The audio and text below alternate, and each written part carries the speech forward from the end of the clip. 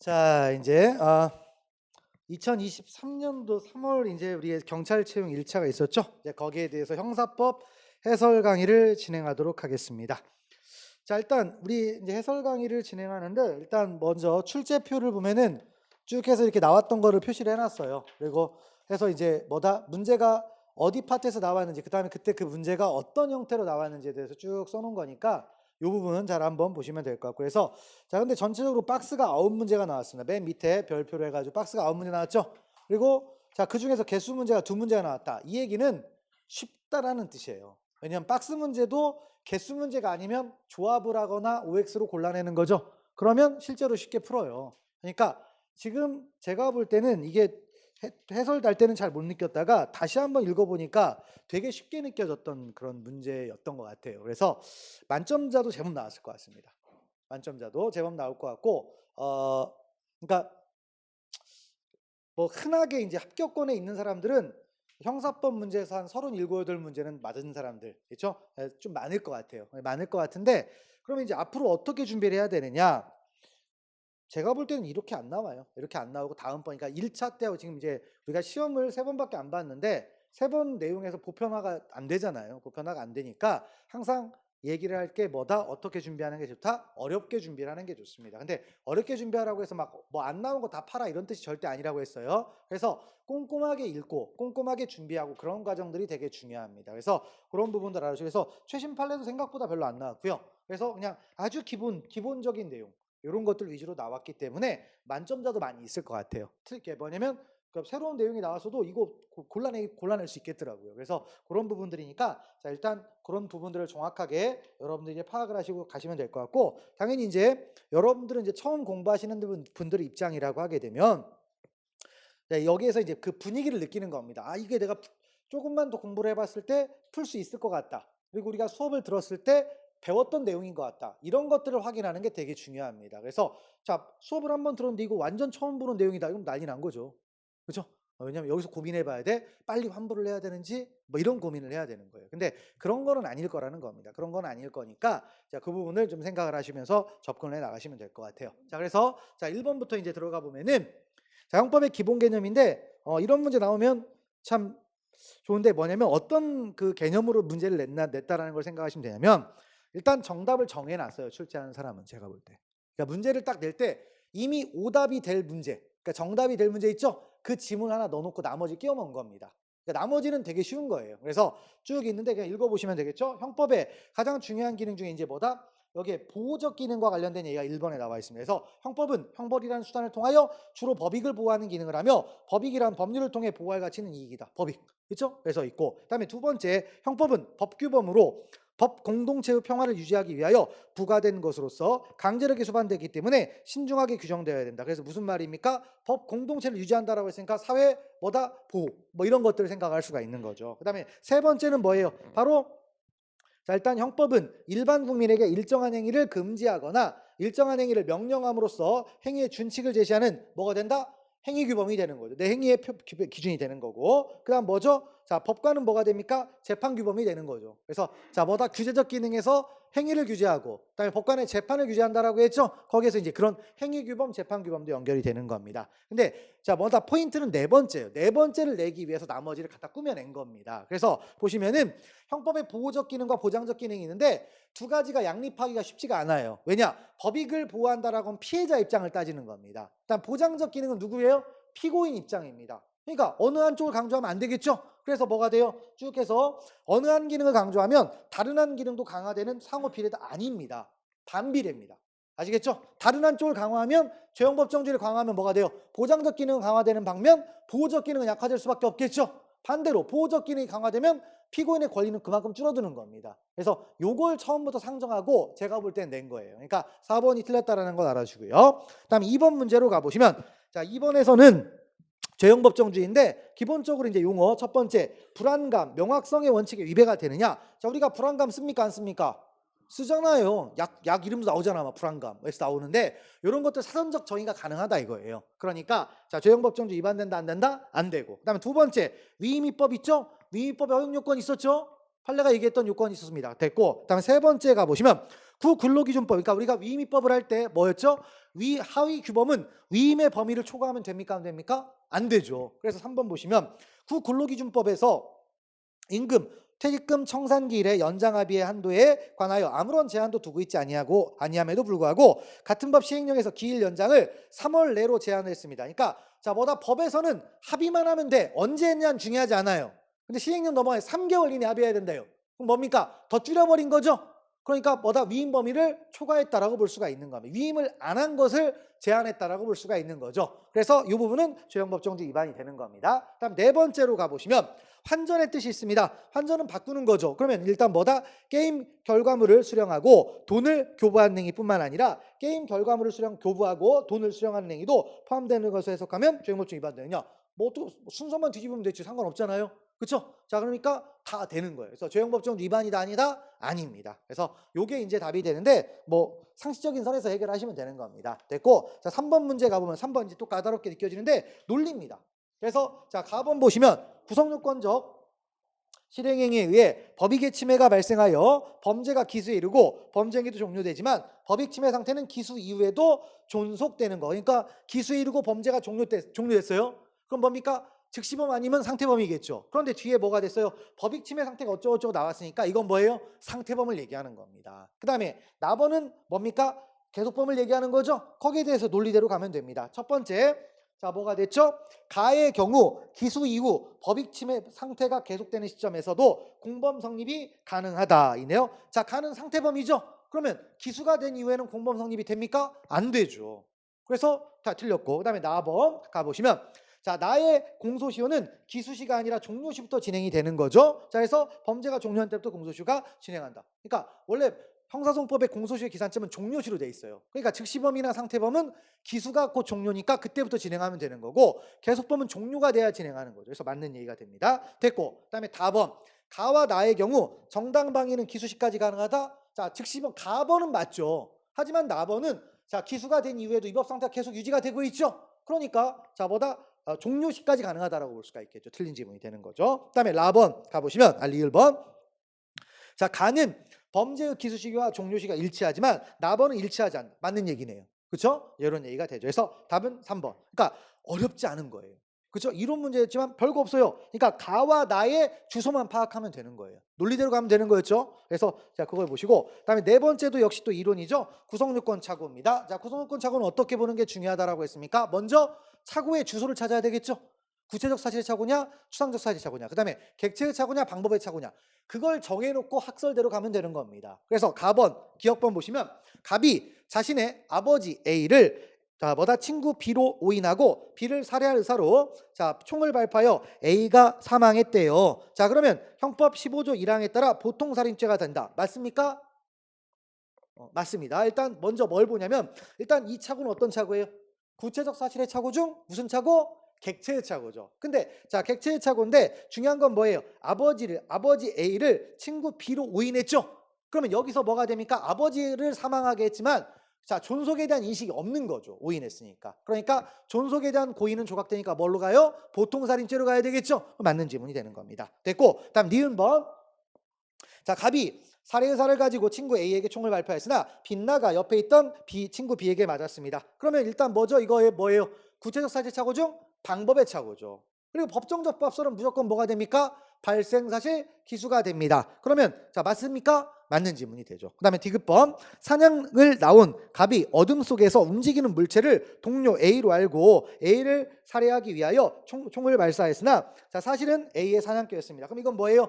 추상적 사실의 착오네요. 그리고 잘못 알았으니까 객체의 착오죠. 근데 객체의 착오냐 방법의 착오는 중요하지 않아요. 그래서 추상적 사실 착오면 뭐죠? 인식사실 미수와 발생사실 과실의 상상적 경합이 됩니다. 그러니까 자 뭐다? 구체적 법설, 법정적 법설 똑같습니다. 둘 다 뭐예요? 인식사실 미수, 발생사실, 과실, 상상적 경합 똑같죠. 그리고 추상적 법설의 결론이 다른데 여기 설명이 안 돼 있으니까 넘어가면 되는 거고요. 그 다음에 1번 갑이 이웃 A를 상해할 의사로 돌을 던졌으나 빗나가서 A의 개가 맞았습니다. 역시 마찬가지로 추상적 사실의 착오죠. 빗나갔으니까 방법의 착오인데 역시 똑같습니다. 그래서 법정적 부합설, 뭐다 구체적 부합설 다 똑같이 뭘로 가는 거예요? 상해 뭐다 그러니까 상해 인식사실 미수죠. 발생사실 과실인데 개는 재물이잖아요. 과실재물 손괴는 아예 처벌 안 해. 그러니까 상해 미수 하나로 끝나는 겁니다. 그래서 여기 있는 지문은 전부 다 맞는 지문이 되는 겁니다. 그래서 파악을 하시면 되겠고요. 넘어가시면 되겠습니다. 그다음에 5번. 자, 위법성 조각 사유인데 여기서는 뭐 특별한 거 없죠. 그래서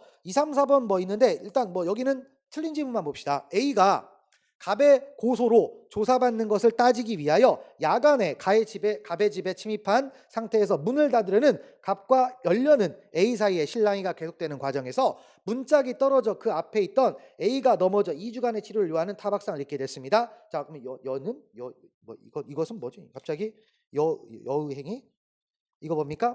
쭉 해서 갑의 침입 쭉 해서 지금 이게 누구지? 갑으로 여가 왜 뭐야 이게 순간? 이게 뭐냐면 변환 과정이 좀 잘못된 거 같아요. 원문 그 시험지 있죠? 원 시험지 오리지널. 그 5번에 1번에 거기 무슨 행위라고 돼 있어요? 5번에 4번. 아니 5번에 1번이구나. 잘못 얘기. 타박상을 입게 된 경우 그다음 갑의 행위예요? 여가 아니고 갑이군요. 왜 이렇게 중간에 오타가 좀 있네. 그러니까 학원에서 이걸 변환해서 줬는데 중간중간에 좀 오타가 있어요. 저 잡는다고 잡았는데 좀 있네요. 그래서 일단 있는데 갑의 행위입니다. 갑의 행위는 사회 통념에 비춰 용인할 수 있는 정도의 것이라고 보기 어렵다 있는데 자기 집 와갖고 밤에 한밤중에 따집니다. 막아야 돼, 안 막아야 돼요? 막아야 되죠. 그래서 문짝 떨어져갖고 다친 거 이 정도는 용인해줘야죠. 그래서 사회상규 위배되지 않습니다. 그래서 1번이 틀린 지문이 됩니다. 그래서 그런 부분들을 보시면 되겠고요. 그 다음에 2, 3, 4번은 여러분들이 한번 가볍게 읽어보시면 되겠습니다. 넘어가시면 되겠고 그래서 자 일단 5번의 갑의행입니다. 됐고 자, 그다음 6번 가보겠습니다. 6번 이제 이런 문제도 또 거의 뭐 조문 이론 이렇게 딱 나온 거죠. 그래서 1번은 조문에 관한 기본적인 설명이죠. 자구행위란 법률에서 정한 절차에 따라서는 청구권을 보존할 수 없는 경우에 그 청구권의 실행이 불가능해지거나 현저히 곤란해지는 상황을 피하기 위한 상당한 이유가 있는 행위. 이걸 자구행위라고 표현하는 거죠. 자, 그래서 1번 맞고 그다음 2번 계속 강조했던 얘기죠. 자, 우리 자구행위는 정당방위하고 긴급피난과 달리 야간이 없다라고 했어요. 그대로 나왔잖아요. 됐고 그다음에 세 번째, 네 번째 역시 가볍게 읽어보시면 되겠습니다. 그래서 자 일단 정답을 정해놓고 문제를 낸 거예요. 그러니까 쉽게 느껴지는 겁니다. 됐고 그다음에 7번으로 가보겠습니다. 7번 이제 오늘 배웠던 것까지 저번 주에 배웠던 거군요. 책임 능력인데 자 1, 2, 3번 가볍게 보시고 4번 보겠습니다. 4번 보시면 사물을 변별할 능력이나 의사를 결정할 능력 자 이것과 기억 능력이 일치한다고 했습니까? 일치하지 않는다고 했죠. 다 얘기했던 내용이죠. 그러니까 지금 수업 얼마 안 들었어도 다 알만한 내용들이에요. 그렇죠? 7번까지 특별하게 어려운 거 없습니다. 8번도 마찬가지겠죠?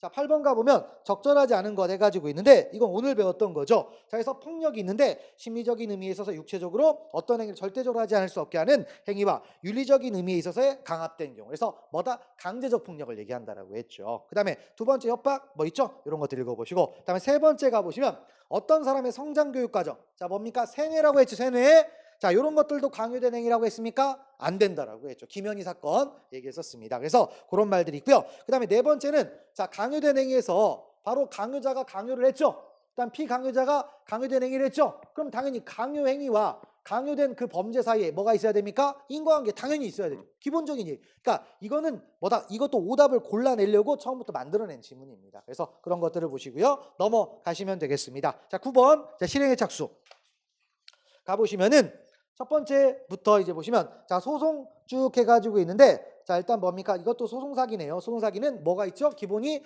소재기죠. 근데 소재기는 다양한 형태로 나타난다고 했습니다. 그래서 뭐다? 압류신청도 소재기입니다. 압류신청도. 그러니까 실행착수가 있습니까? 없습니까? 있죠. 그 다음에 2번 배임죄 그냥 가볍게 읽고 2, 3번 읽어보시고 자 4번 가보겠습니다. 갑이 을로부터 국제우편을 통해 향정신성 의약품을 수입하는 경우 자 필로폰을 받을 국내 주소를 알려주었으나 을이 필로폰이 들어있는 우편물을 발신국의 우체국에 제출하지 않았다고 하더라도 갑의 이러한 행위는 자 뭐다 실행착수가 있습니까? 없죠. 제출을 해야 된다라고 했었죠. 오늘 수업할 때 나왔잖아요. 그래서 4번이 틀렸습니다. 그러니까 되게 쉬운 얘기죠. 그다음에 10번째 가보면 공범 종속성 해가지고 있죠. 자 그래서 종속성설에 따르면 공범은 정범의 실행행위에 종속해서만 성립할 수 있고 정범이 적어도 실행의 착수에 이르러야 공범이 된다. 맞죠? 됐고 다음에 두 번째 가보면 자 공범 극단적 종속성이 어디까지였죠? 구성조건에서 해당성, 위법성, 책임까지죠. 근데 여기서 뭐가 됐습니까? 처벌 조건까지 들어가면 이건 확장적이죠.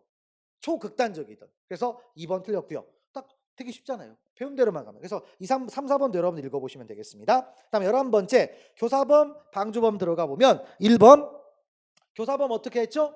정범과 동일한 영이었죠? 1번 됐고. 그다음 2번 방조범은 정범의 실행행위를 방조한다라는 방조의 고의와 정범의 행위가 구성요건에 해당하는 행위인 점에 대한 정범의 고의를 갖춰야 되는데, 자, 목적범의 경우 정범의 목적에 대한 구체적 내용까지 인식할 것을 요한다 했는데, 우리가 목적은 다 뭡니까?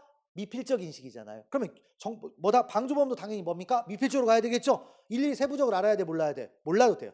이게 최신 판례입니다. 아시겠죠? 이게 최신 판례예요. 그나마 최신 판례 문제였습니다. 최신 판례도 몇 개 안 나왔어요. 신기해.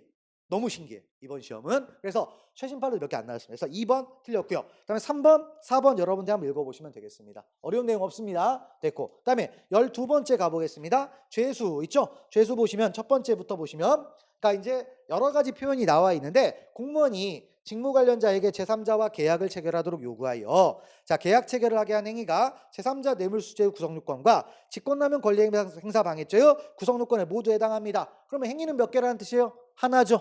근데 두 개가 됐네요. 뭐가 돼요? 상상적 경합이죠. 그래서 1번 맞고, 그다음에 2번 허위공사성죄와, 이거 쭉 나오는데 이거는 어떤 얘기냐면, 일단 이게 뭐냐면 연결효과에 의한 상상적 경합이라고 해서, 하나는 실체적 경합이고 그 다음에 그것과 관계된 것은 상상적 경합이다. 이럴 때 어떻게 하느냐? 복잡하다고 했죠? 복잡하니까 전부를 상상적 경합으로 취급한다라고 했던 게 연결효과에 의한 상상적 경합인데, 그 판례 문장입니다. 가볍게 보시고요. 다음 3번을 보겠습니다. 자, 수개의 행위가 여러 개의 구성요건을 충족하는 경우에도 포괄일죄가 될 수 있습니까? 없습니까? 있죠. 왜? 그걸 법에서 일죄로 묶으면. 그런데 그러려면 최소한도 동일범죄여야 돼요. 그래서 횡령, 배임, 사기가 어떻게 포괄일죄가 됩니까? 성격이 다른데. 그렇죠? 그래서 그건 안 되는 겁니다. 됐고. 그러니까 안 배웠던 내용이지만 찍을 수 있어요. 찍을 수 있습니다. 그래서 됐고. 그다음에 네 번째 가보면, 자, 네 번째는 상상적 경합을 어떻게 처벌합니까? 가장 무거운 죄의 정한형으로 처벌한다라고 되어 있는데, 이 가장 무거운 죄를 처벌할 때 어떻게 한다고 했죠? 자, 뭡니까? 상한이 센 것만 가지고 무거운 죄로 할 것인가? 아니면 전체적으로 대조할 것인가 했더니 우리 판례는 뭐죠? 전체적 대조주의라고 해서 상한은 다 중하게 올리면 된다라고 했죠? 그런 얘기였습니다. 그래서 자, 일단 알아주면 되겠고, 그다음에 13번째 뭐 이제 이거 조문인데 보시면 되죠. 그래서 선고유예, 집행유예, 가석방, 좀 복합적인 얘기죠. 근데 1번 뭐 쭉 읽어보시면 되는데, 일단 집행유예 선고를 받은 후 그 선고의 실효 또는 취소임 없이 유예기간을 경과한 때는, 자, 쪽에서 선고는 효력을 잃는 것이고, 그와 같이 유예기간이 경과함으로써 형의 선고가 효력을 잃은 경우에는, 자, 나중에 집행유예 결격 사유가 발견됐다고 취소가 되느냐? 안 됩니다. 다 끝났어요. 유예기간 지나버립니다. 그러니까 법원이나 검사가 실수로 결격 사유가 있는데 모르고 집행유예를 한 거예요. 그리고 유예기간이 경과를 해버렸어. 그럼 끝나버렸죠? 그러면 더 이상 실효가 안 된다는 얘기입니다. 가볍게 보시고요. 그다음 2번. 자, 우리가 선고유예 안 배웠는데, 선고유예는 어떤 경우에 1년 이하의 징역, 금고, 자격정지, 벌금까지입니다. 구류는 빠져요. 아시겠죠? 구류는 선고유예가 된다 안 된다? 안 됩니다. 이게 전형적인 거예요. 아주 많이 나왔던 얘기입니다. 그래서 2번이 틀렸고요. 그다음에 3번, 4번 있는데 가볍게 읽으세요. 읽어보시면 됩니다. 그래서 자, 13번까지가 형법 총론에 관한 이야기인데, 자, 우리가 13번은 안 배웠으니까 틀릴 수 있어요. 근데 12번까지는 뭡니까? 그래도 읽어봤을 때 감각이 옵니까? 안 옵니까? 안 올 수도 있지. 근데 오는 게 맞아요. 오는 게 맞고 의외로 쉽게 풀리는 겁니다. 이제 그런 부분들이라는 걸 알아주고요. 다음 14번부터 이제 강론에 관한 이야기입니다. 자, 강론 얘기인데, 자, 일단 이것도 나왔네요. 오늘 배웠던 내용들을 보시면 되는데, 일단 1번 뭡니까? 딱 나왔죠. 살인예비죄. 살인죄를 기본 범죄를 범할 목적, 그다음에 준비에 관한 고의, 이런 것들 있었고요. 넘어가죠. 그다음에 2번도 얘기했었죠. 자살의 의미를 이해할 능력이 없는 7살, 3살짜리 애들. 자, 그럼 뭡니까? 자, 자살하겠으면 위계한 살인죄입니까? 아니에요. 그냥 살인죄입니다. 살인죄의 간접정범이라고 했죠? 자, 그런 얘기입니다. 그래서 내용들이 있습니다. 그리고 3, 4번도 여러분들이 한번 읽어보시면 될 것 같죠? 넘어가시고요. 그다음에 15번 가보겠습니다. 자, 여기서부터 이제 출제위원들이 조금 쉽게 냈다고 생각해서 나름대로 막 틀리게 내려고 같아요. 뭐냐면 옳지 않은 거 고르다가 갑자기 적절한 거 고르라고 나왔죠? 계속 몇 문제 이어지더라고. 그래서 자기들도 쉽게 냈다고 생각하고 뒤늦게 이제 했는데 수습이 안 돼요. 수습이 안 됩니다. 그래서 자, 어떤 거냐? 자, 일단 적절한 것인데 첫 번째, 미국인이 프랑스에서 일본인 미성년자를 약취했습니다. 그럼 이거 우리나라가 하나도 연결이 없잖아요. 그럼 우리나라가 연결이 안 되는 범죄에 우리나라 법을 적용할 수 있느냐? 뭐죠? 세계주의죠, 세계주의. 근데 세계주의는 약취 위인에 관한 죄는 세계주의를 정론으로 채택하고 있습니다. 그러니까 적용할 수 있습니다. 틀렸죠? 그다음에 두 번째, 체포행위가 체포죄는 계속범입니다. 계속범이 됐기 때문에 어느 정도 체포가 계속되고 있어야 기수가 될 수가 있어요. 그래서 일시적이면 기수가 된다, 안 된다? 안 되는 겁니다. 됐고, 그다음에 세 번째, 자, 이제 약취인죄의 주체는 미성년 일단 여기서 약취인을 하기 위해서 뭐가 되면 장소적 이전이 필요한가에 관한 논의가 있는데 장소적 이전은 필요 없다라고 해요. 그래서 판례입니다. 유명한 판례예요. 그래서 미성년자와 부모가 함께 거주하는 주거에 침입하여 부모를 강제로 퇴거시키고 미성년자와 독자적인 생활관계에 이르렀다. 그럼 뭐가 됐습니까? 자, 부모의 어떤 그 감독권이 침해가 된 거죠. 그래서 약취인죄가 된다라고 합니다. 됐고, 네 번째가 보면 미성년자를 유인한 자가 계속하여 미성년자를 불법하게 감금했습니다. 그럼 어떻게 되느냐? 두 가지 죄가 달라요. 그래서 미성년자 유인죄 플러스 감금죄, 경합범이 됩니다. 그래서 그런 것들을 파악하시고, 그래서 3번이 맞고 나머지는 틀렸습니다. 됐고요. 그 다음에 16번 가보면 명예훼손죄. 그러니까 지금 우리가 저번 순환에 이제 안 배웠던 게 살인죄, 체포감금, 명예훼손. 그 다음에 어디까지? 자, 뭡니까? 주거침입까지. 여기까지 안 배웠죠? 여기 부분은 모르니까 뭐 그럴 수도 있어요. 이제 됐는데, 자, 일단 보시면 우리가 명예훼손죄에서 사실의 적시가 있어요. 공연히 사실을 적시하여 사람의 명예를 훼손한 명예훼손죄로 처벌하는데 사실의 반대말이 뭐냐? 그랬더니 사실이 허위 사실의 반대말이 아니에요. 사실은 반대말은 의견이 반대말입니다. 그러니까 뭐냐면 사실은 입증 가능한 게 사실이에요.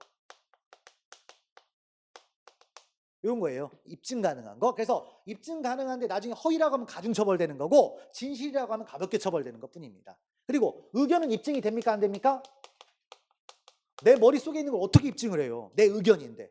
그 차이점이에요. 그러니까 의견을 얘기하는 건 명예훼손이 안 됩니다. 그걸 구별하는 거예요. 그래서 기억번, 그래서 반대로 설명이 되어 있는 거죠. 틀렸고요. 전형적인 얘기입니다. 그러니까 명예훼손죄 배웠으면 누구나 쉽게 풀 수 있는 문장이에요. 됐고, 넘어가시고, 그다음에 자, 니은번 가보시면 공연성, 그래서 공연이라는 말이 붙죠. 그래서 공연성을 따지는 건데 이 공연성은 불특정 또는 다수인 인식할 수 있는 상태를 뭐라고 한다? 공연성이라고 합니다. 그러니까 인식할 수 있으면 되지 실제로 전파했는지 따진다, 안 따진다? 안 따져요. 그래서 니은번 맞는 얘기가 되겠고요. 그다음에 디귿번, 명예훼손죄는 또 뭐가 될 수가 있습니까?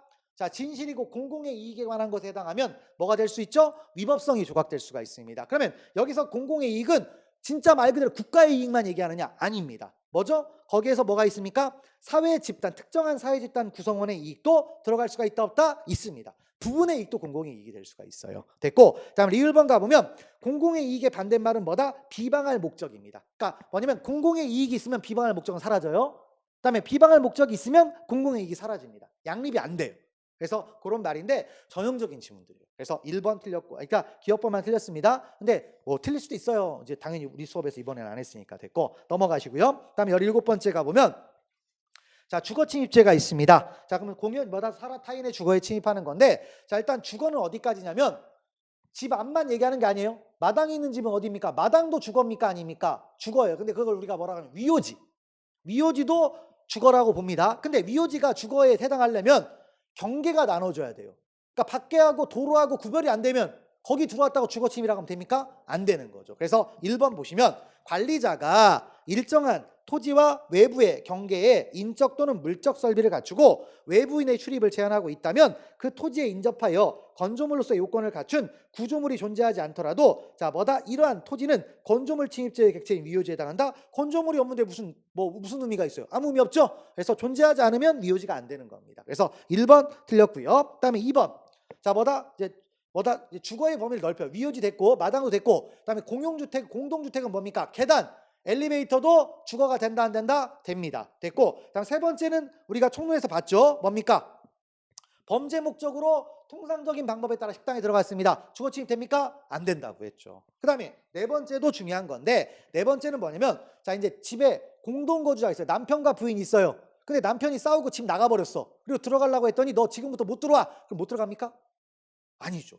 들어갈 수 있어요. 그러니까 일방의 출입을 수인해야 될 의무가 있다, 없다? 있다라는 겁니다. 그러니까 그걸 들어갔다고 주거침입죄가 되는 게 아니에요. 그래서 그런 부분이죠. 그래서 알아두시면 되겠고요. 그다음에 18번째로 가보면 자, 재산죄인데 자, 1번부터 보면 자, 생소한 것처럼 보이지만 별건 없습니다. 갑과 을이 공동으로 생강밭을 경작하여 갑의 그 이익을 분배하기로 약정하고 생강공사를 시작하였으나 곧바로 동업관계에 불화가 생겨 을이 묵시적으로 거기서 체크할까요? 동업 탈퇴 의사표시 여기를 했어요. 그리고 농사 이제 안 짓습니다. 그러면 이 재산은 누구 거냐 이거예요. 탈퇴했죠? 그럼 탈퇴했으면 잔존 조합원의 재산이 되는 겁니다. 근데 한 명 남았잖아요. 그 사람 개인 재산이 되는 거예요.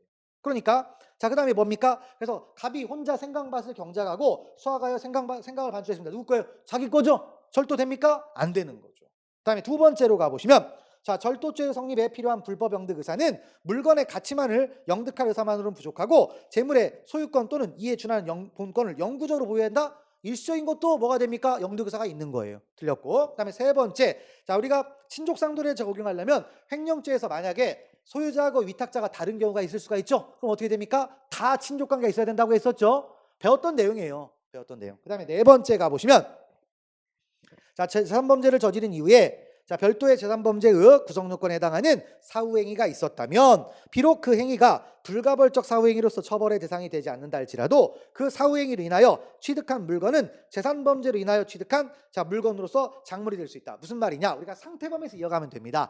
상태범은 기수와 종류가 일치하죠. 하지만 뒤행위가 위법 상태가 있는데 앞선 범죄에서 모든 법적 평가가 끝났기 때문에 불가벌적 사후행위가 된다고 했죠.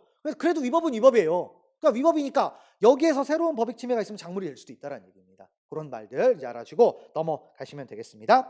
다음에 19번째 절도 강도 해가지고 있는데 또 역시 적절한 거 계속 적절한 거 지금 이어가고 있죠. 요거는 작정하고 좀 틀리게 내려고 한 거예요. 근데 안 틀려요. 이런 거 갖고. 그래서 보시면 자, 야간 주거 침입 절도죄는 언제 주거에 들어간다고 했습니까? 야간에 들어가야 된다고 했죠. 주간에 들어간 건 안 돼요. 자, 1번 틀렸고요. 그 다음 2번 자, 상습절도죄가 있는데 자, 만약에 상습절도죄에서 여러 가지 절도죄를 저질렀습니다. 근데 그게 전부 다 상습범이에요. 그럼 어떻게 해야 된다고 했죠? 가장 센 거에다가 상습을 붙이면 된다라고 했죠. 그러니까 여기서 가장 센 게 뭐예요? 절도, 야간 주거 침입 절도, 특수절도, 자동차 등 불법 사용이 있습니다. 뭐가 세요? 특수절도가 셉니다. 그러면 상습 특수절도죄로 가지 별도로 자동차 등 불법 사용죄는 성립한다 안 한다? 안 합니다. 안 해요. 그래서 자, 2번도 틀렸고요. 다음에 3번 가보면 자, 뭐다 절도범이 처음에는 흉기를 휴대하지 아니하였으나 체포를 면탈할 목적으로 폭행 또는 협박을 가한 때에 비로소 흉기를 사용하게 됐습니다. 그러면 어쨌든 폭행 협박할 때 뭐 했습니까? 흉기 들었죠? 그러면 뭐다 이제 뭐가 되냐면 자, 뭐다 준강도는 전 2조에 의한다고 해요. 이 뜻이 뭐냐? 폭행 협박을 할 때 어떤 상태인지를 따지는 거예요. 그러니까 맨손으로 때리면 준강도, 그러니까 일반 강도의 준강도가 되는 거고 그다음에 뭐다? 흉기를 들었으면 특수강도의 중강도가 된다는 얘기입니다. 그래서 3번은 맞는 얘기가 됩니다. 그다음에 4번. 자, 강도살인죄의 주체인 강도에는 자, 뭡니까? 여기 강도살인죄는 준강도도 들어갑니다. 그러니까 뭐냐? 준강도가 안 들어가는 건 어떤 거예요? 강도 예비죄일 때만 안 들어가는 거예요. 그래서 그런 것들을 보시고요. 넘어가시면 됩니다. 그다음에 20번 문제 가보겠습니다. 사기죄 있죠? 사기죄 또 옳은 거네요. 자, 1번 보시면 자, 불법원인 급여에 해당하여 급여자가 수익자에 대한 반환 청구를 행사할 수 없다면 수익자가 기망을 통하여 급여자로 하여금 불법원인 급여에 해당하는 재물을 제공하도록 했습니다. 사기죄가 안 됩니까? 아니죠. 기망행위 했고 편취했죠? 그럼 사기가 되는 겁니다. 불법원인지는 중요하지 않아요. 그다음에 두 번째. 자, 갑이 A에 대한 사기 범행을 실현하는 수단으로서 사기의 고의가 없는 B를 기망하여 그를 A로부터 편취한 재물이나 재산상 이익을 전달하는 도구로서만 이용한 경우 자, 편취의 대상인 재물 또는 재산상 이익에 관하여 A에 대한 사기죄가 성립할 뿐 자, 도구로 이용된 B에 대해서 별도로 사기죄가 안 된다 했는데 이건 잘 안 배웠던 것 같아요. 까다롭게 느껴질 수 있는데 이게 맞는 질문입니다. 그러니까 우리가 사기도 간접정범으로 할 수 있습니까? 없습니까? 있지요. 간접정범으로 하는데 그때 이 도구한테 뭐 행위한 것도 사기죄가 되느냐? 안 된다라는 거예요. 이용만 했으니까. 그래서 2번 맞는 얘기가 되겠고요. 다음 3번 가보면 자, 뭐다? 자, 기망행위 꼭 자기로만 합니까? 부자기로도 할 수 있다고 했잖아요. 됐고 네 번째 자, 처분행위인데 피해자가 처분행위 아니라 처분행위도 부자기로도 할 수 있어요. 그래서 그 부분 부자기한 처분행위 됩니다. 그러니까 내가 청구권인데 속아가지고 청구권이 없다고 생각해서 포기를 해버린 거예요. 그럼 부자기한 처분행위가 됩니다. 그래서 2번이 맞고요. 나머지는 틀렸습니다. 됐고 그다음 21번 배임죄 들어가 보면 되는데 자, 일단 여기도 뭐 특별한 건 없습니다. 그래서 적절하지 않은 건 1번부터 보시면 채무자가 금전 채무를 담보하기 위해 주식에 관하여 양도담보 설정 계약을 체결한 후 변제일 전에 제3자에게 해당 주식을 처분하더라도 배임죄는 성립하지 않는다 했는데 이 주식은 동산하고 똑같아요. 그래서 동산 이중매매는 범죄가 됩니까 안 됩니까? 안 되는 거죠. 그래서 1번 맞고, 그다음에 2번 자동차도 뭐예요? 동산이죠. 이중매매 처벌됩니까 안 됩니까? 안 되죠. 그래서 1번, 2번 됐고, 그다음에 3번 배임수재죄에서 타인의 사물을 처리하는 자는 어떤 거다? 쭉 해가지고 권한이 뭐다? 반드시 제3자에 대한 대외관계에서 그 사물을 처리한 신인관계가 존재한 뭐다? 사무에 관한 권한이 존재할 것을 요한다, 요하지 않는다, 요하지 않을까? 대리권이 있을 필요가 없다는 뜻이에요. 그런 얘기입니다. 그래서 우리가 배신서를 취하고 있었죠?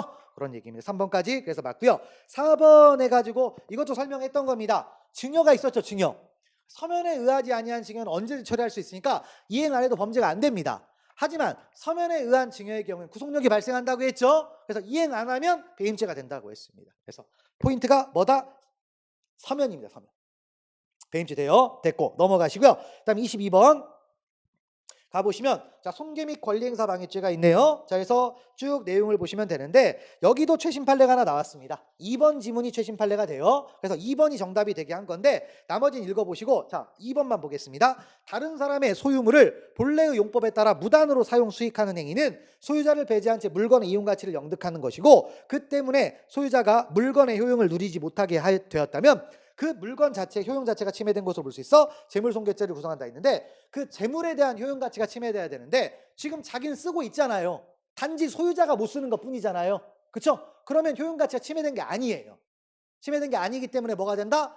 손괴죄가 된다 안 된다? 안 된다. 그래서 좀 까다롭게 느껴지는 건데 최신 판례. 그나마 최신 판례 좀 나왔던 겁니다. 됐고 넘어가시면 되겠습니다. 넘기시고요. 그다음에 이제 뭘로 가느냐? 자, 방화죄 있죠? 방화죄 있는데 까다롭게 냈어요. 그래서 이거 제가 수업할 때 얘기했었죠? 첫 번째 봅시다. 공용건조물 방화죄를 범할 목적으로 예비 음모를 하고 나서 목적한 범죄를 실행해 이르기 전에 자수하면 필요적 감면이었죠?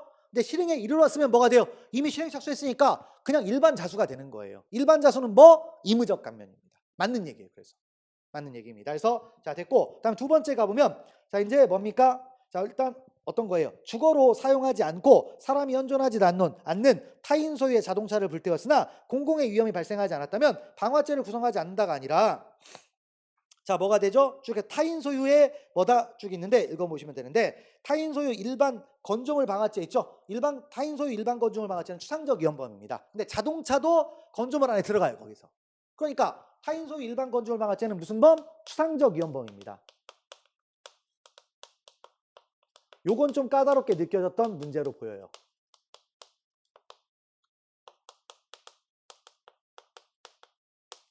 자, 우리가 추상적 위헌범은 뭐예요? 공공의 위험이 발생할 필요가 있습니까? 없습니까? 없죠. 그래서 보시면 공공의 위험이 발생하지 않았던 방화죄를 구성하지 않는다가 아니라 공공의 위험과 상관없이 방화죄가 되는 거예요. 그래서 2번 틀렸고요. 다음 3번. 3번은 뭐죠? 자, 뭡니까? 그 부진정 결과적 가중, 부진정 결과적 아니구나. 자, 그래서 보시면 자, 뭐다? 갑이 A의 재물을 강취한 후 A를 살해할 의사로 현주건조물에 방어하여 A가 사망을 했습니다. 자, 그리고 갑의 행위는 강도살인죄와 현주건조물 방어치사죄에 모두 해당하고 실체적 경합이 아니고 뭐였죠? 상상적 경합이었죠. 상상적 경합. 그래서 됐고, 다음 네 번째, 갑이 A를 살해할 의사로 혼자 있는 건조물에 방어하였으나 A가 사망하지 않았습니다. 그럼 현주건조물 방어치사 미수죄를 구성한다 했는데 현주건조물 방어치사죄에는 미수범 처벌 규정이 없습니다.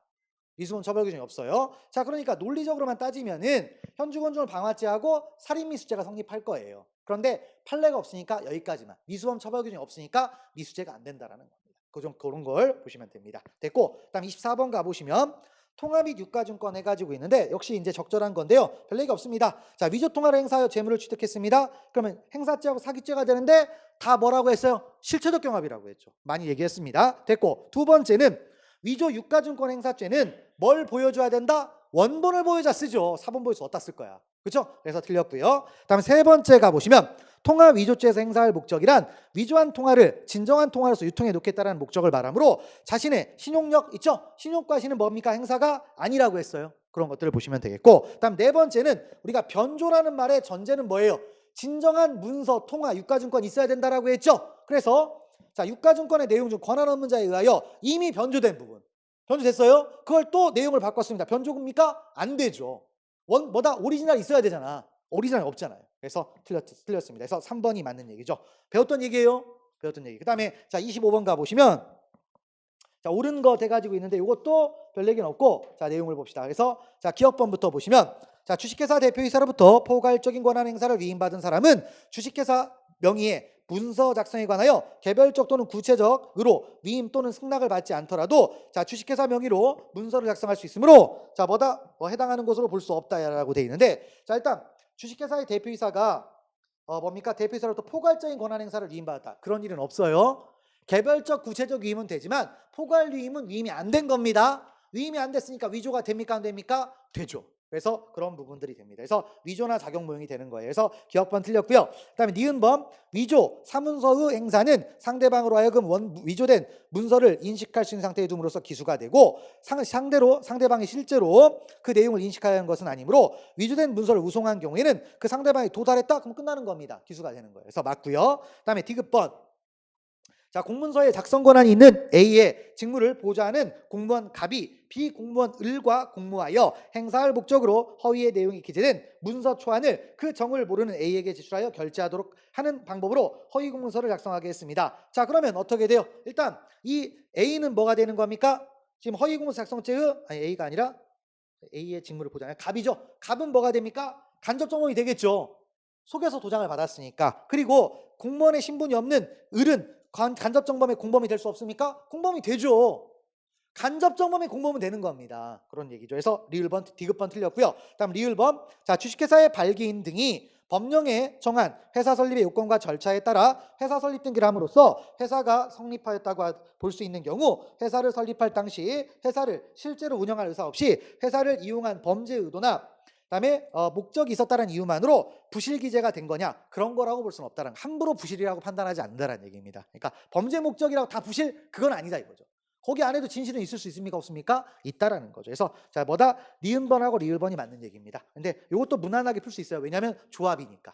개수 했으면 틀렸을 거야. 근데 그런 부분이라는 걸 알아주고요. 그다음 26번 가보면 자, 공무방해의 죄죠. 공무방해의 죄인데, 자, 일단 1번부터 보시면 자, 공무집행방해죄는 추상적 위헌범이니까 자, 공무집행방해라는 결과가 발생할 필요가 있습니까? 없어요. 됐고, 두 번째 가보시면 이제 뭐다 2, 3, 4번, 그러니까 2번하고 4번은 제가 수업할 때 그냥 안 한 부분이었는데 나왔네요, 나오기는. 그래서 공용서류 등 무효의 죄의 공무서에서 사용하는 서류 또는 기타 전자기록에는 공문서로서 효력이 생기기 이전에 서류 정식의 접수 및 결제 절차를 거치지 않은 문서 결제 상신 과정에서 반려된 문서도 뭐다? 포함이 됩니다. 그러니까 완성된 문서가 아니어도 뭐가 될 수가 있습니까? 자, 공무서에서 사용하는 서류 기타 전자기록이 될 수가 있다라는 겁니다. 그래서 이것도 최신 판례입니다. 근데 최신 판례라고 정말 작년 게 아니고 그나마 좀 최신 판례예요. 됐고, 세 번째 뭡니까? 필로폰 소변을 속였죠. 소변 남의 거 주면 알아낼 수 있습니까? 없죠. 그럼 속죠? 위계한 공무집행방해죄가 됩니다. 됐고, 네 번째는 공무상 표시 무효죄는 공무원이 그 직무에 관하여 실시한 봉인 또는 압류, 기타 강제 처분의 표시를 적극적으로 손상, 은닉하거나 기타 방법으로 효용을 해야 하는 것으로 요건으로 하므로 자, 체크할까요? 부작위는 안 되느냐? 부작위도 할 수 있습니다. 대신 뭐가 있어야 돼요? 보증인 지위가 있으면 되죠.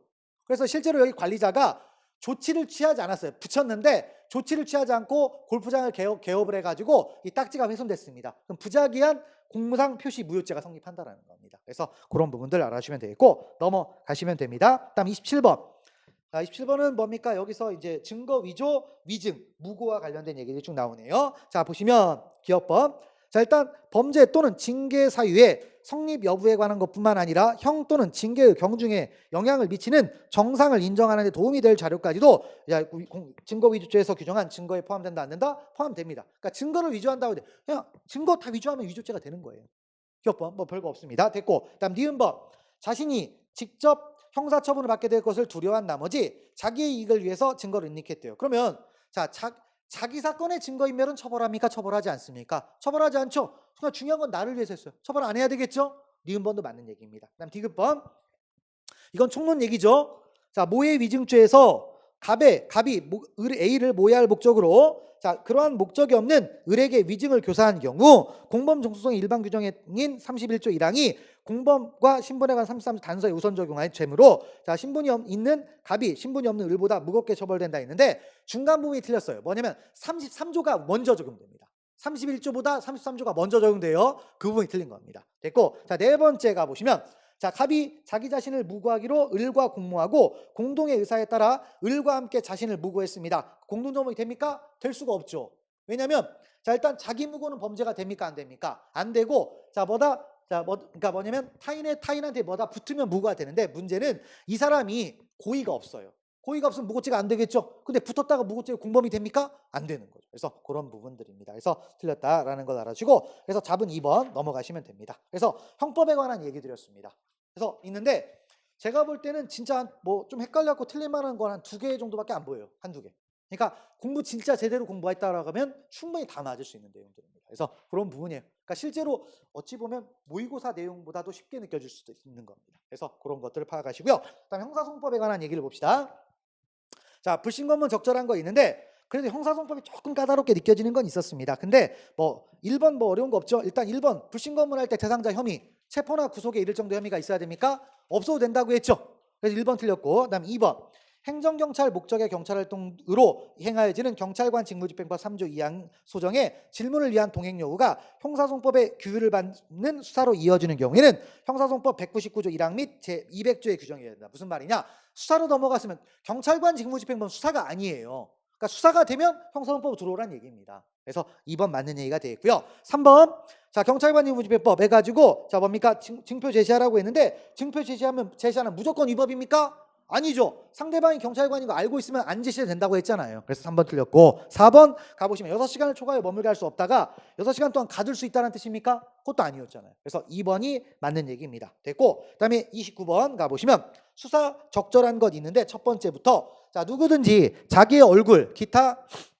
모습을 함부로 촬영당하지 않을 자유를 가지므로 수사기관이 범죄를 수사함에 있어 타인의 얼굴, 기타 모습을 영장 없이 촬영을 했다. 어떠한 경우라도 허용될 수 없다? 아니죠.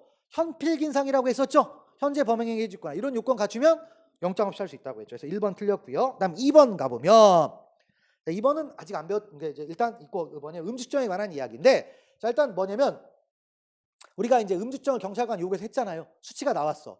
그러면 경찰관이 또 해달라고 요구를 합니다. 그럼 우리가 거기에 응할 의무가 있을까요?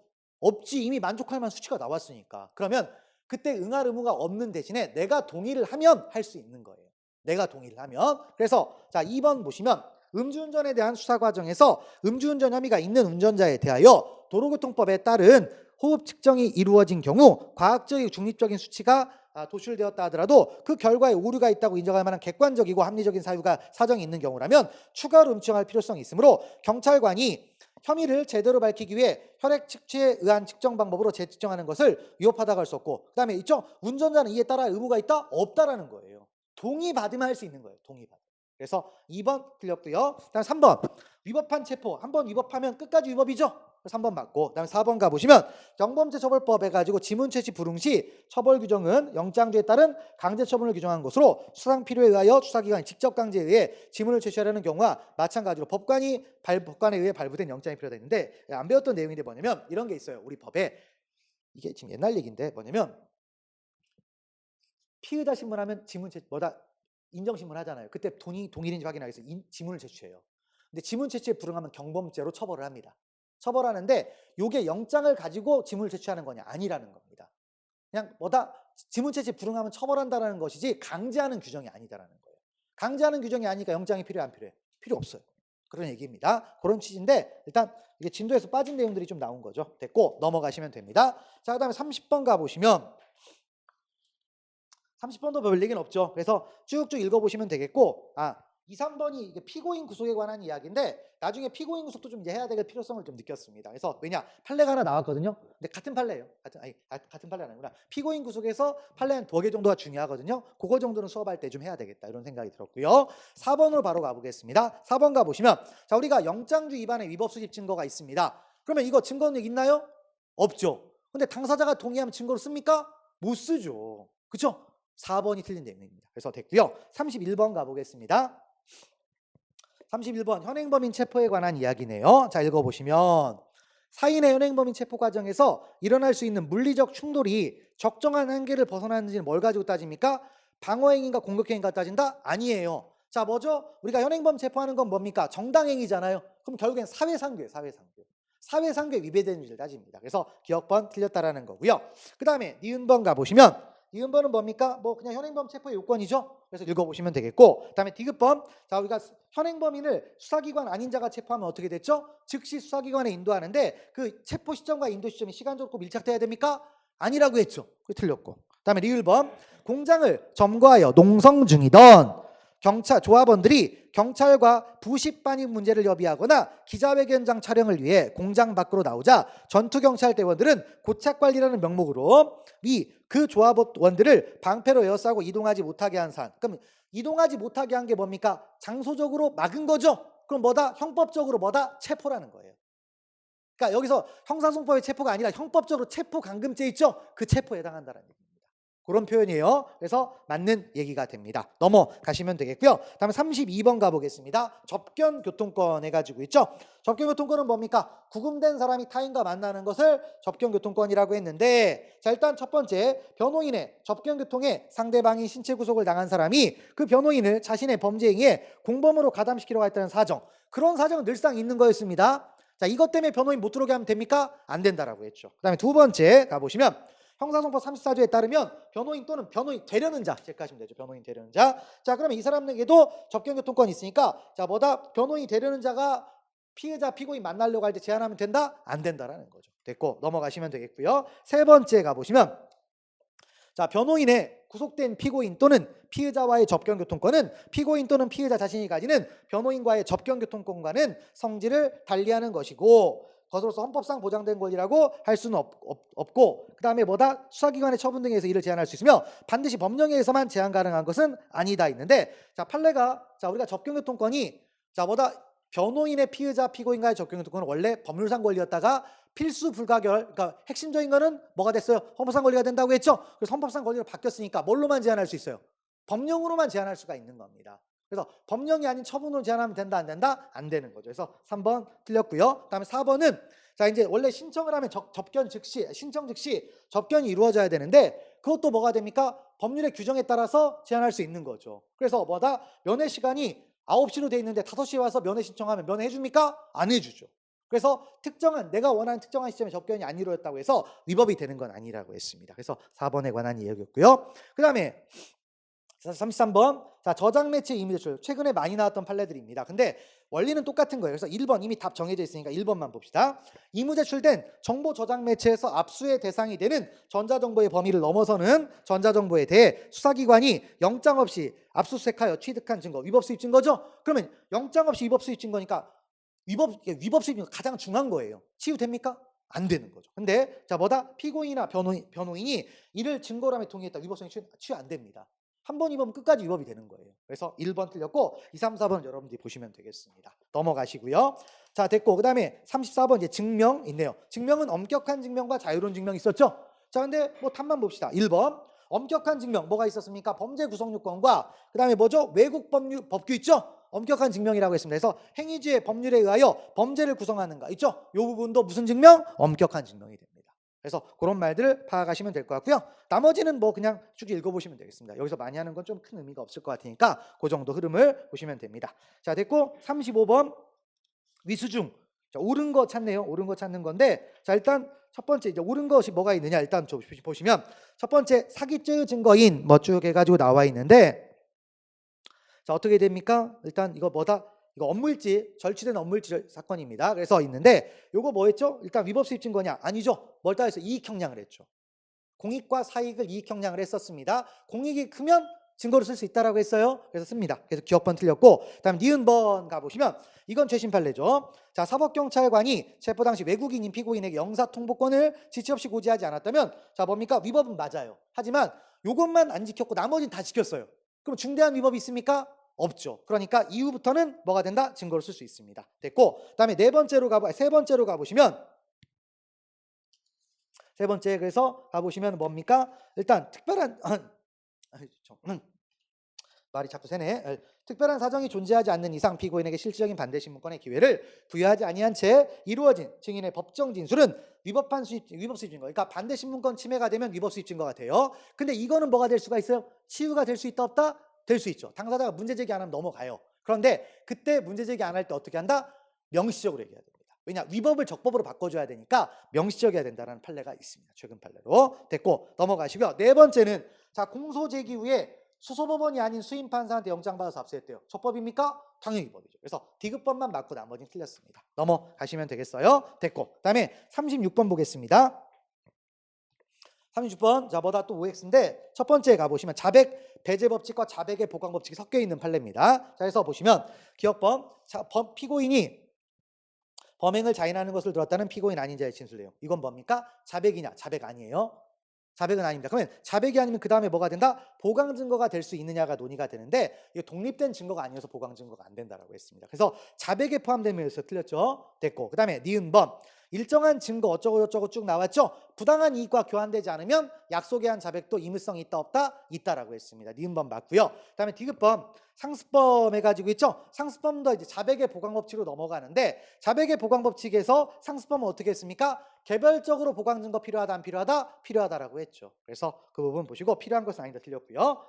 자 그다음에 리을번 가보시면 자백에 대한 보강 증거 해가지고 있는데 보강 증거는 어느 정도면 된다? 우리 통설과 판례는 진실성 담보설이라고 해가지고 자 뭐다 중요 부분을 인정할 정도가 아니어도 된다고 했어요. 피고인의 자백이 진실할 정도만 확인할 수 있으면 충분하다고 했죠. 맞는 말입니다. 그래서 그런 것들을 보시면 되겠고 넘어가시면 됩니다. 그다음에 전문 법칙 일반에 관한 얘기가 37번에 나와 있는데 자 전문 증거 적절한 것 뭐 까다롭게 느껴지겠는데 별거 없습니다. 1번은 어떤 얘기죠?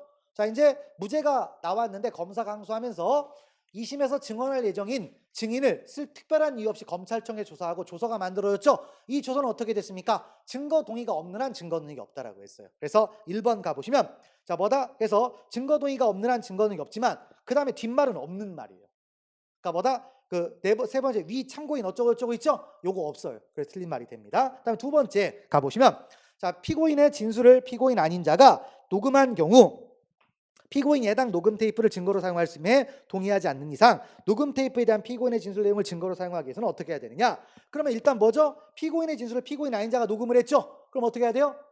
작성자가 진정성립 인정합니다. 피고인이 아니에요. 그다음에 특신상태 두 가지가 입증이 되면 됩니다. 그런데 뭐라고 되어 있습니까? 진술자인 피고인의 진술. 이 말이 틀렸죠. 작성자인 피고인 아닌 자의 진술입니다. 그래서 자 뭐다 2번도 틀렸고요. 그다음 3번 가보시면 자 이건 뭐죠? 수사 과정에서 진술서가 작성됐습니다. 그럼 어떻게 해죠?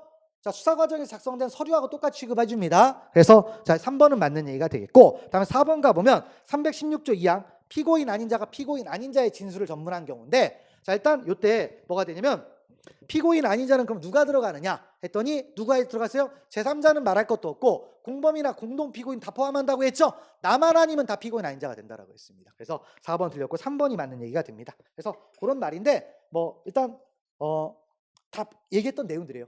그러니까 다 얘기했던 내용들이 한 번 배웠다고 해서 다 알아듣는 건 아니지만 어쨌든 그런 내용들입니다. 됐고 38번 가보시면 자 일단 자 314조의 증거능 인정 요건은 어떻게 됩니까?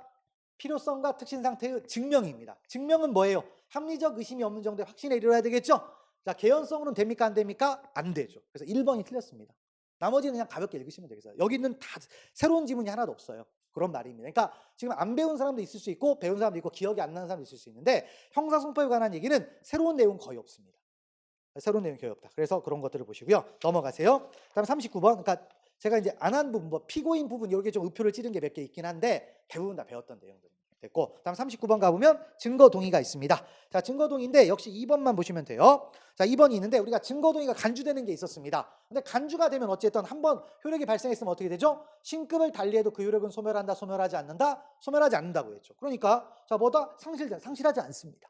2번 틀렸어요. 나머지는 여러분들 한번 읽어보시면 되겠습니다. 자, 그리고 40번 까다롭게 느껴지죠. 이제 이게 뭐다? 형사법 통합 문제예요. 통합사례예요. 통합사례인데 별거 없습니다. 그러니까 문제만 꼼꼼하게 읽으면 돼요. 그래서 이제 함정 판결 몇 개 보입니다. 그래서 이제 내용들을 보시는데 자, 일단 읽어보시면 친구 사이인 갑을병은 사업가 A의 사무실 금고에 거액의 현금이 있다는 정보를 입수한 후 갑과 을은 A의 사무실 금고에서 현금을 절취하고 병은 사무실에서 100m 떨어진 곳에서 망을 보기로 하였다. 그러면 이 망을 본 행위가 현장에 있는 거냐 없는 거냐 따지는 거죠. 근데 100m 정도 망 보는 거 현장에 있는 겁니까 없는 겁니까? 있는 거예요. 있는 거니까 얘네들은 전부 다 뭐가 됩니까? 특수절도가 되는 거죠. 합동절도. 그래서 그런 말이 되겠고, 그래서 1번 보시면 갑과 을에 대해서는 331조 2항의 합동절도가 성립하지만 현장에서의 협동관계 인정되지 않는 병에 대해서는 단순절도가 아니고 합동절도 됩니다. 아시겠죠? 이것도 현장성이에요. 그래서 1번 일단 틀렸고요. 그 다음 문장 봅시다. 근데 범행 당일 오전 10시 체크하세요. 오전 10시. 오전 10시경 갑과 을은 A의 사무실에 들어가 현금을 절취한 후 망을 보던 병과 함께 도주를 했다. 자, 그런 얘기죠. 그리고 2번으로 가보겠습니다. 근데 만약 갑과 을이 A의 사무실 시정문을 출입문에 시정장치를 손괴하다가 A에 발각되어 도주했다. 그럼 미수가 되느냐? 그럼 실행착수가 있다는 얘기죠. 근데 우리가 특수절도는 낮에 갔냐 밤에 갔냐 차이가 있어요. 지금 낮에 갔죠. 낮에 가면 물색을 해야 돼. 그죠? 문부시는 건 아니에요. 그러니까 뭐가 됐다? 실행착수가 없으니까 미수가 안 되는 거예요. 이게 함정이에요. 제가 볼 때. 2번이 함정입니다. 그래서 됐고, 그다음에 3번 가보시면 3번부터는 소송법 얘기죠. 그래서 이제 그 다음에 문장부터 읽어보시면 갑을병은 검거되어 절도 혐의로 수사를 받고 공동으로 기소되어 심리가 진행되었는데 검사는 경찰 수사 단계에서 작성된 공범 을의 피의자 신문 주소를 갑의 범죄 혐의 입증의 증거로 제출하였고 갑은 그 내용을 부인하였다. 여기까지죠. 자, 그러면 3번 보시면 자, 을의 피의자 신문 주소는 을이 법정에서 그 내용을 인정하면 갑이 내용을 부인하더라도 증거로 사용할 수 있느냐? 자, 뭡니까? 자, 공범에 대한 피의자 신문 주소를 뭐 합니까? 법정에 제출했죠. 누가 인정해야 돼? 내가 인정해야 돼요. 내가. 그래서 뭐다? 작성자가 여기서 뭡니까? 을이 인정하는 게 아니라 갑이 내용을 인정해야 돼요. 그래서 틀린 것이 됩니다. 그다음에 4번. 자, 위에 또 읽어봅시다. 한편 병은 갑의 공사실에 대해 증인으로 채택되어 선서하고 증언하면서 갑의 범행을 덮어주기 위해 자, 기억에 반한 즉 위증을 했다라고 했는데 병이 누구죠? 병은 누굽니까? 공범이잖아요. 피고인이야. 피고인은 증인이 됩니까? 안 됩니까? 안 돼요. 지금 같은 자리에 있으니까 안 되는 거죠. 그래서 4번 가보시면 그래서 위증죄가 된다 안 된다? 안 돼. 분리했다라는 말이 없잖아요. 그러니까 증인 적격이 없습니다. 그래서 위증죄가 안 되는 거예요. 그래서 4번까지입니다. 그래서 쭉 해가지고 좀 빠르게 봤는데 문제를 다 일일이 해설하면 한두 끝도 없죠. 그래서 자, 어떤 의미냐면 자, 이제 여러분들이 문제를 지금 배웠던 내용에서 보면요. 맞추고 틀리고를 제가 말하자라는 게 아니에요. 본 지문이다 안 본 지문이다? 본 지문들이 대다수 걸려있죠? 그런 게 좀 느껴지잖아요. 그러니까 쉬울 때는 조금만 공부해도 다 맞아요. 그런 걸 좀 파악을 하시면 돼요. 물론 이게 전부는 아닐 겁니다. 2차 시험은 이것보다 훨씬 더 어려워질 겁니다. 훨씬 더 어려워지긴 하지만 자신감을 가지라는 거예요. 그러니까 제가 모의고사 여러분 점수 맨날 복습 모의고사 안 나온다고 막 뭐라고 하잖아. 그죠? 복습 모의고사만 잘 봐도 점수가 나온다 안 나온다? 나온다라는 거예요. 그런 부분들을 생각을 하시면 되겠습니다. 아시겠죠? 그래서 자신감을 가지세요. 자신감을 갖고 열심히 꾸준히 해야 되겠죠? 그렇게 좀 하시면 좋을 것 같습니다. 그래서 자, 그런 부분들에 대해서 쭉 아시고 그다음에 여기 출제 유형 이렇게 쭉 만들어 놨으니까 이거 한번 좀 가볍게 좀 체크를 하시면 되겠습니다. 근데 어쨌든 이번 시험은 확실히 쉬운 시험이었다. 그걸 좀 생각을 하시고 가시면 될 것 같습니다. 그래서 해설 강의 마무리 짓도록 하고요. 가겠습니다. 그래서 잘 꼼꼼히 한번 확인을 좀 해보세요. 그러니까 앞으로 어떻게 할지를 이걸 가지고 테스트를 해보는 거예요. 그래서 이제 계획을 이걸 가지고 짜는 게 제일 중요한 겁니다. 그래서 그것만 좀 알아주시면 되겠습니다. 그래서 해설 강의 마무리 짓도록 하겠습니다. 자, 수고하셨습니다. 수고하셨습니다.